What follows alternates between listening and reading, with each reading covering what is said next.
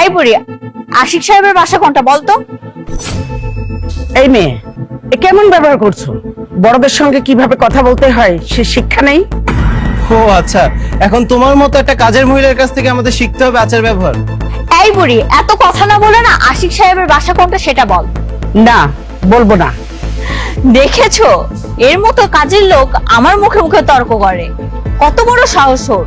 তুই যে আমাদের মুখে মুখে তর্ক করছিস, তুই কি জানিস আমরা কত বড় কোম্পানিতে চাকরি করি? তোর সারা মাসে যে স্যালারি আসে না, সেটা আমার একদিনের হাত খরচ, তুই সেটা জানিস? ও তাই? তো কোন কোম্পানিতে চাকরি করো? এই যে গ্রুপ অফ কোম্পানিতে চাকরি করি। ও আচ্ছা আচ্ছা, তাই? এ তো অনেক বড় কোম্পানি। এই দেখেছো, এই কাজের মহিলা বলে আমাদের কোম্পানিও চেনে। আচ্ছা তুই এগুলো বাদ দে, আমাদের খুব ইম্পর্টেন্ট কাজে আমরা এখানে আসছি। প্লিজ আমাদেরকে বল আশিক সাহেবের বাসাটা কোথায়। বলতে পারি, তবে একটা শর্ত আছে। এই দেখেছো, একটা কাজের মহিলা নাকি আমাদের শর্ত দিচ্ছে, কত বড় সাহস ওর! আচ্ছা বাদ দাও না, শুনি না কি শর্ত। এই বল কি শর্ত তোর। তার আগে তোমরা আমার কাছে ক্ষমা চাবে, কারণ তোমরা আমার সঙ্গে খারাপ ব্যবহার করেছো। তাহলে আমি বলতে পারি আশিক সাহেবের বাড়ি কোনটা। আমাদের মতো মানুষ ওর কাছে ক্ষমা চাবে? কখনোই না। আমরা তোর কাছে ক্ষমা চাবো? প্রশ্নই ওঠে না। তুই ঠিক করে বল আশিক সাহেবের বাসাটা কোথায়। আমরা খুব গুরুত্বপূর্ণ একটা মিটিং এর জন্য তার কাছে আসছি, আর তুই যদি না বলিস তাহলে কিন্তু আশিক সাহেবকে আমরা ফোন দিয়ে বলবো, তখন কিন্তু স্যার আসলে তোর খবর আছে। ভালোই ভালোই বল, না হলে কিন্তু তোর গায়ে হাত তুলবো আমি। ও আচ্ছা, খুব দরকারি কাজ।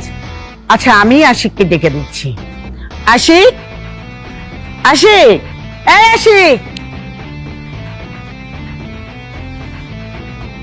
আমাকে ডাকছিলেন? ও আপনারা চলে আসছেন? স্যার দেখেন না, কখন থেকে আপনার বাড়ি খুঁজে বেড়াচ্ছি। এই কাজের মহিলাকে জিজ্ঞেস করছি, এই কাজের মহিলা তো বলতেই যাচ্ছে না, আবার আপনাকে নাম ধরে রাখছে। কত বড় সাহস ওর! এই চুপ করুন আপনি। আপনার মাথা কি ঠিক আছে নাকি? আপনি শুনলেন যে সে আমার মা, তারপর তাকে কাজের মহিলা বলছেন? মা, কি হয়েছে বলো তো আমাকে। না, তেমন কিছু না। বুড়ি বলেছে আমি কাজের মহিলা, আমার স্যালারি নাকি কম, ওদের স্যালারি নাকি অনেক বেশি, ওরা নাকি অনেক বড় কোম্পানিতে চাকরি করে। আচ্ছা, তুই একটা কথা বলতো, এদের মতো এই অহংকারী লোকজন তুই কিভাবে অফিসে রাখছিস? মা, আসলে হয়েছে কি, আজকে একটা ইম্পর্টেন্ট মিটিং এর জন্য তাদেরকে আমার বাসায় ডেকেছিলাম, কিন্তু তোমার সাথে এভাবে কথা বলবে সেটা আমি বুঝতে পারিনি। আপনারা শুনুন, আমার মা কোনো কাজের মহিলা না। আজকে আমার বাসায় কাজের লোক ছিল না বলে আমার মা নিজে হাতে সেই কাজগুলো করছে। আমার বাসায় যদি কখনো কাজের লোক অসুস্থ হয়ে যায়, আমার মা নিজে সে কাজগুলো করে।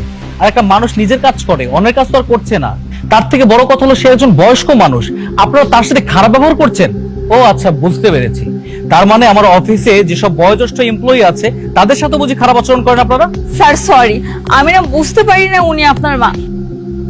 যদি জানতাম তাহলে কখনোই আমি ওনার সাথে খারাপ ব্যবহার করতাম না। আর স্যার বিশ্বাস করেন, আমি অফিসের কারোর সাথে খারাপ ব্যবহার করি না। আমাকে ক্ষমা করে দেন প্লিজ। একদম চুপ করুন। আপনি আর একটা কথা বলবেন না। আপনাদেরকে আমার চেনা হয়ে গেছে। আজকের পর থেকে আমার কোম্পানিতে আপনাদের কোনো জায়গা নেই।